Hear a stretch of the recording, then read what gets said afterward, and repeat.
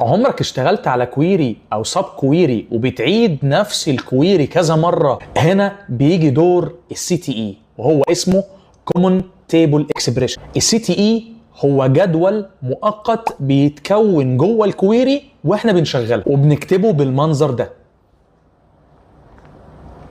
زي ما انت شايف. بنعمل with sales CTE as، بعد كده بنقول نفتح القوسين ونكتب السي تي اي بتاعنا اللي هو select الكاستمر اي دي او sum of amount as total from sales group by الكاستمر اي دي، وبعد كده بتقفل القوس وبتكتب او بتكمل بقيه الكويري عادي جدا. الميزه هنا انه بيخلي الكويري انضف واسهل في القراءه، خصوصا لو في تعقيدات او تكرار. يعني ببساطه بدل ما تكتب السب كويري مره او اتنين او تلاته، لا انت بتكتبها مره واحده بس وبتستخدمها كذا مره جوه الكويري.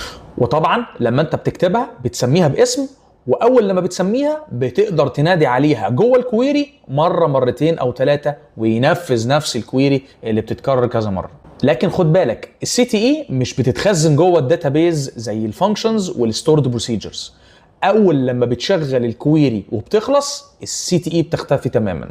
الخلاصه لو عندك كويري معقده او سب كويري بتتكتب كتير جدا وبيتعقد الكود عندك، فالسي تي اي هو حل ممتاز انه ييسر ويسهل عمليه الكويري بتاعتك ويخلي شكلها انضف واحسن. لو عجبك الفيديو تابعني في القناه بتاعتي واشوفكم الفيديو الجاي. سلام عليكم.